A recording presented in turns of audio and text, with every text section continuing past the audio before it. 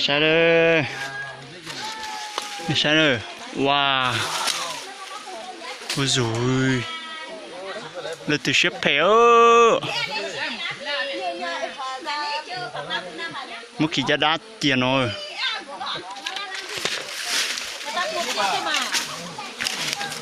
Ôi.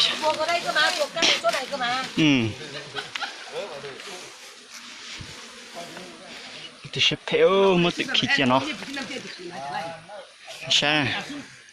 Họ chơi khi nè. Họ chơi khi nó. Đi tên nó đục lùi đi. Dạ. Con cháu của cháu chưa thấy à? Chưa thấy. Ở trên kia, ở trên mấy kia đi cùng với bột chì đi. Rồi. Ngày bột chì đi rồi. Đi rồi con cháu không đuổi được rồi. Cái con cháu cũng thế này đấy, không tìm gì. Hãy xuống nhau đi. Ô. Đi. Tiết lắm rồi đấy cái này. Rồi. Rửa cho đá rồi, rửa cho đá này. Đây. Mà sư gì này làm gì đều. Đi đưa cô này đi. Rồi. Số để thổi của cháu. Lúc nào ngồi nhau. Tí đã. Đây là trên kia rồi, trên đường khâu rồi. Tí Ở đã. đây em gái nói rồi. Qua 10 giờ thì ngồi trao nhá.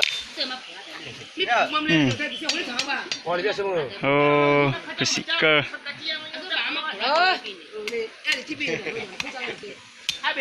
Dạ. Cái gì? Cháu. Người tố. Đi nào mà gọi là thứ nào là đi nào. Đó tự người tố.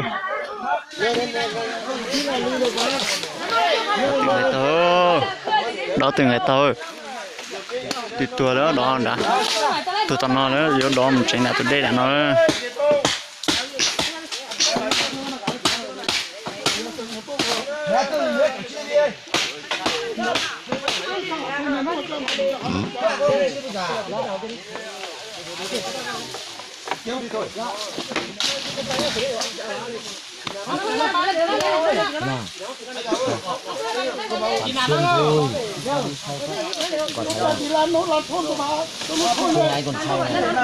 Ôi, wow,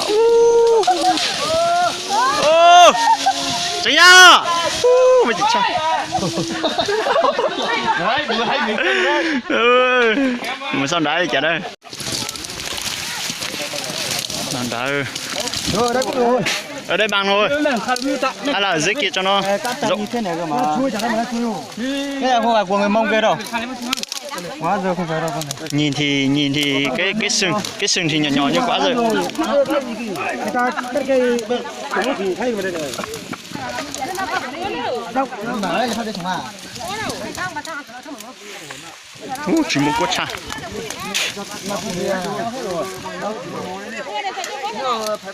Xanh hết rồi.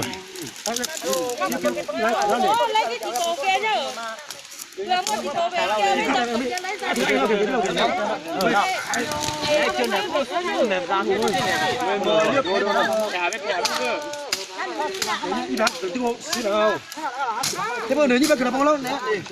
Rồi nó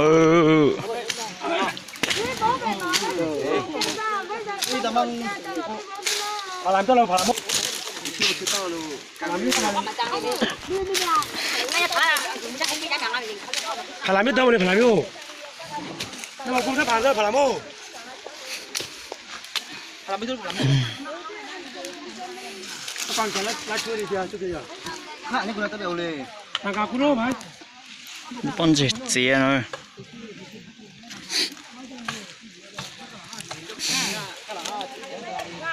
Nhưng nó hai bằng em là con này hai bằng. Xin lại, tuần bi. Mình giao cái bên này.